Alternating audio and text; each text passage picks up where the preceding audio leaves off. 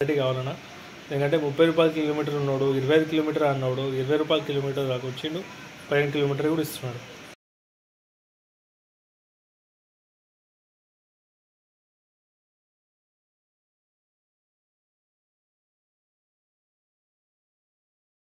నమస్తే అన్న, ఎలా ఉన్నారు? అందరు బాగున్నారు అనుకుంటున్నా. వెల్కమ్ టు అక్షన్ బ్లాగ్స్ అన్న. ఈరోజు వచ్చేసి మంగళవారం నేనా, మంగళవారం అంత గిరాకు ఉందని అంటారు. కాకపోతే మంగళవారం బుధవారం కొద్దిగా లైట్ ఉంటుంది. అది డిపెండ్స్ ఆన్ డే, దాన్ని బట్టి ఉంది. కానీ మామూలుగా అయితే ఇలా మార్నింగ్ అయితే వెళ్ళినా హాఫ్ డే చేసుకొని వద్దాం అనుకున్నా. ఎందుకంటే కొద్దిగా ఇంటి పనులు ఉండే, కొద్దిగా చేసుకొని వద్దాం అనుకున్నా. కాకపోతే ఇంకా చేస్తున్నాయి 4 గంటల వరకు ట్రాఫిక్ అయ్యే వరకు ఉందాం అనుకున్నా. కానీ కాలేదన్నా, ఎయిర్పోర్ట్ బుకింగ్ కనిపించగానే టెంప్ట్ అయిపోయి చేసుకున్నాం. తెలుసుగా నియర్ బై ఇంటికాడికి మనకు అనిపిస్తే మనకి బేచన్ అయితే ఉంటుంది. అందుకే నియర్ బై ఇంటికాడికి తీసుకున్నాను. యాక్చువల్లీ ఊబర్లో వచ్చింది మంచి రేట్ ఉండేనా, సమ్ 670 రూపాయలు ఇంత చూపించింది. దాని తర్వాత తీసుకోవాలనేసరికి వేరే మన ట్యాక్సీ అంటే క్యాబ్ డ్రైవర్ అన్న వేరే అదర్ డ్రైవర్ యాక్సెప్టెడ్ అని వచ్చింది. వదిలేసిన అది కథ. అట్లా చేసి ఒక బుకింగ్ అయితే తీసుకున్నా. అట్లా ఫస్ట్ అయితే మనకు బుకింగ్ వచ్చింది మనకి మోహన్ రెడ్డి, ఇది ర్యాపిడో నుంచి వచ్చిందన్న. ఇంకో బుకింగ్ ఇక్కడ మర్చిపోయినా. అయితే ఫస్ట్ మనకు వచ్చింది ఒక నిమిషం మేడం, ఫస్ట్ ర్యాపిడో బుకింగ్ అనుకున్నా. కాదు, ఫస్ట్ వచ్చింది మనకు ఊబర్ నుంచి వచ్చింది. ఆరంగడ్ టు బంజారాహిల్స్. అదే మన టీచర్స్ వాళ్ళది ఏదో ఉందంట అక్కడ భవన్, ఆ భవన్ దగ్గర ఇచ్చిపెట్టిన. 15.5 కిలోమీటర్స్, 28 మినిట్స్ పట్టింది. 219 రూపీస్ టోటల్ అని. ఇది క్యాష్ పేమెంట్ ఇచ్చినాను నాకు. మన ఎందుకు ఇది వచ్చిందో నాకు అర్థం. 284 ఇంత వచ్చిందన్న. మీకు స్క్రీన్ షాట్ పెడతా. నాకు వచ్చింది మాత్రం 219. ఇది డైరెక్ట్ ఊబర్ పేమెంట్ నేను చూపించింది, నాకు అర్థం అవ్వట్లేదు. మళ్ళీ తర్వాత బంజారాహిల్స్ టు బోయింపల్లి ర్యాపిడోలో 19 కిలోమీటర్స్, దగ్గర 40 to 50 మినిట్స్ అన్న. 326 rupees per kilometre, 15 to 16 rupees. ఓకేనా. మళ్ళీ బోయింపల్లి టు కవాడిగూడ 9.3 అవర్స్. ఇది కూడా ఓలాలో 43 మినిట్స్ పట్టింది. 329 రూపీస్ టోటల్ అనేది. అయితే నా ఎర్నింగ్ వచ్చేసి 252 రూపీస్ పర్ కిలోమీటర్, 25 రూపీస్ అనుకోండి. ఓకేనా. మళ్ళీ Kavadiguda to Banjara Hills 7 kilometres, 30 minutes పట్టింది. ఇది కూడా మన ర్యాపిడోలోనే 203 rupees total per kilometre, 23 to 24 rupees.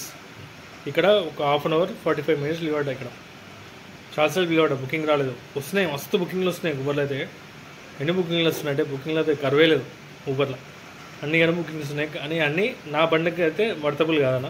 14 kilometre 14, అది 10 రూపాయలు 12 రూపాయలకి ఇస్తుంది. కాబట్టి నేనైతే తీసుకోలేదు. ఎందుకంటే నాకు వర్తబుల్ కాదు, నేను తీసుకోవడం వేస్ట్. నాకు ఏదైతే వర్తబుల్ ఉందో అదే తీసుకుంటున్నా, వేరే వదిలేస్తున్నాయి. తక్కువన్నా కానీ పర్వాలేదు, కానీ నాకు వర్తబుల్ అయినా తీసుకుంటే లాస్ట్లో మాత్రం తీసుకున్నాను డిసైడ్ అయిపోయినా. కాకపోతే చిన్న బుకింగ్లు వచ్చినాయినా, 4 కిలోమీటర్స్కి 5 కిలోమీటర్స్ 88 రూపీస్. దాని దగ్గర అది వర్తబులే చెప్పాలంటే. కాకపోతే అని ఉంచాడు మళ్ళీ ట్యాక్స్ అని చెప్పి మళ్ళీ 82 రూపాయలు ఇస్తాడు 5 కిలోమీటర్లు. అయినా పడుతుంది 20 రూపీస్ పడుతుంది. కానీ ఎందుకో ఏమో 100 రూపాయల పైన ఉంటే తీసుకుందామని డిసైడ్ అయినా, తీసుకోలేదన్నా. చాలా వచ్చినాయి బుకింగ్లు అయితే మస్తు పడుతూనే ఉన్నాయి ఊబర్లో. మీరే చెప్పాలి కామెంట్లో బుకింగ్లు వస్తున్నాయి. కాకపోతే ఆ ఉన్నంత వరకు ఓలా ఊబర్లో అయితే, ఓలా ఇంకా ర్యాపిడోలో మాత్రం నిజంగా నా బుకింగ్ మోగుతూనే వస్తుంది. ఎప్పుడు మోగుతుందంటే కరెక్ట్ ఊబర్లో మనం ఏమైనా పికప్ తీసుకున్నామని ప్లాన్ చేస్తాం, పికప్ తీసుకున్న తర్వాత అప్పుడు మోగుతుంది అది. కానీ బుకింగ్స్ అయితే లేవన్నా ఓలా ఇంకా ర్యాపిడోలో చాలా తక్కువ ఉన్నాయి. ఎందుకంటే ఇది తక్కువ చూపిస్తుంది కాబట్టి అన్నీ తక్కువ దీంట్లోనే ఉంటాయి. అందరికి దీనికి ప్రిపేర్ చేస్తున్నాం. ఇంకా మనం యాక్సెప్ట్ చేయకపోతే కర్మరాయణ అని వేరే యాప్లో పోతుంది తప్ప, మనం యాక్సెప్ట్ చేస్తే మాత్రం దానికి అందరూ ప్రిఫరెన్స్ దానికి ఇస్తాం. అన్ని రేట్లు చెక్ చేసుకొని చూస్తాం. మనమైతే ఏ రేట్లు అయితే ఎక్కువ వస్తాయో మనం చెక్ చేస్తున్నాం. 3 యాప్లు పెట్టుకొని వాళ్ళు కూడా, కస్టమర్లు కూడా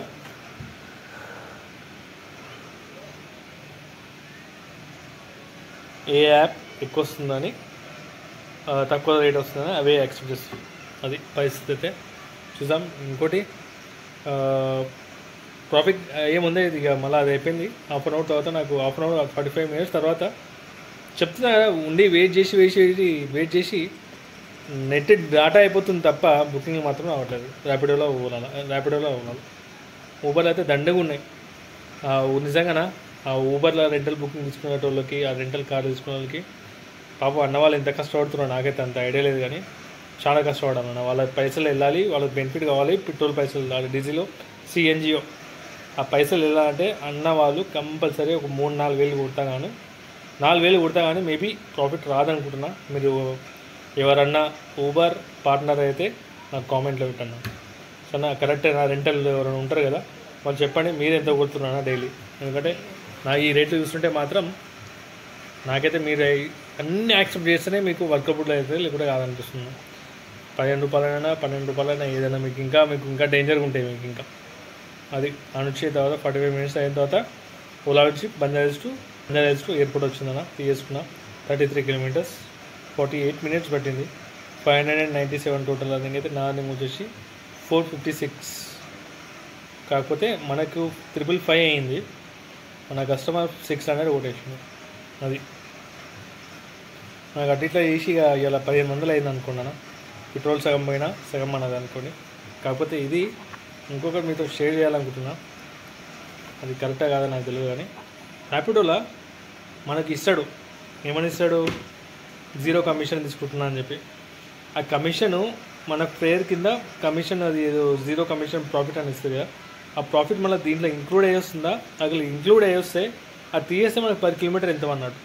నాకు చిన్న డౌట్ వచ్చింది, నాకు అసలు అర్థం కాలేదు పాయింట్ ఆఫ్ వ్యూ.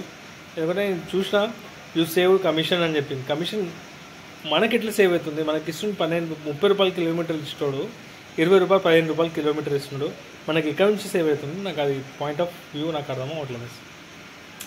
ఆ సేవ్ అనేది ఎక్కడ అవుతుంది, మనకు డాటాలో ఉంటుందా లేదు, మన సేవ్ అని ఎట్లా చెప్తున్నది, వాళ్ళ దగ్గర నుంచి పైసలు తీసుకున్నది ఎట్లా మనకు సేవ్ అని చెప్తున్నాడు.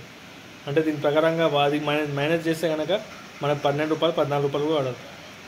అది సంగతి. మళ్ళీ దానికి నాకు కొద్దిగా బ్రేకప్ ఇస్తే బాగుండేది, కానీ బ్రేకప్ లేదు వాళ్ళ దగ్గర. అది పరిశాన్. నాకైతే సేవ్ అనేది చెప్తున్నా, అసలు ఎందుకు సేవ్ అని చెప్తున్నా నాకు అర్థం అవుతుంది. మీకు స్క్రీన్ షాట్ పెడతాను, మీరు కూడా ఇప్పుడు అబ్జర్వ్ చేయండి. కాదు, మీరు రెగ్యులర్ అబ్జర్వ్ చేయండి. మీ అర్నింగ్ ఇంత అని ఇస్తాడు, యువర్ సేవ్ అని ఇంత ఇస్తాడు. మనం 2 కలపాలి కదా. అట్లాంటప్పుడు 2 కలిపి మనకు వస్తే అది మనకు వచ్చినట్టు. మనకి ఇయ్యంది మనకు సేవ్ అని ఇట్లా చెప్తున్నట్టు. నాకు అది క్లారిటీ కావాలన్నా. ఎందుకంటే 30 రూపాయల కిలోమీటర్ ఉన్నాడు, 25 కిలోమీటర్ అన్నాడు, 20 రూపాయల కిలోమీటర్ దాకా వచ్చిండు, 15 కిలోమీటర్ కూడా ఇస్తున్నాడు. మనకు ఆ రిజర్వ్ పేమెంట్ అనేది ఎక్కడ సేవ్ అవుతుంది, అది ఎవరికి బెనిఫిట్, అది మనకా కస్టమర్లకు. నేను చెప్పేది మాత్రం కస్టమర్లకు బెనిఫిట్ ఏమనిపిస్తుంది, మనకు కాదు. ఓకేనా. మీరు ఒకసారి నాకు చెప్పండి, క్లారిటీ మాత్రం నేను ప్లీజ్ మర్చిపోకండి. ఇది ఇంకా ఊబర్లా ఎవరైతే కార్లు రెంటల్ నడుపుతారో వాళ్ళకి వర్తబుల్ అవుతుందా, అసలు మీరు ఇంత హార్డ్ వర్క్ చేస్తే ఒక్కసారి నాకు మన కామెంట్లో పెట్టాను. దాన్ని బట్టి వీడియో తీస్తాను. ఓకేనా. ప్లీజ్ నా వీడియో నచ్చితే లైక్ అండ్ సబ్స్క్రైబ్ చేయని మర్చిపోకండి, సపోర్ట్ చేయండి. ఇంకో టాపిక్ ఉంది కానీ ఆ టాపిక్ ఇప్పుడు తీయడం నాకు కరెక్ట్ అనిపించట్లేదు. తీస్తా కంపల్సరీ, టైం వచ్చినప్పుడు రేపు ఎల్లుండి దాని గురించి మాత్రం పక్కా తీస్తాను.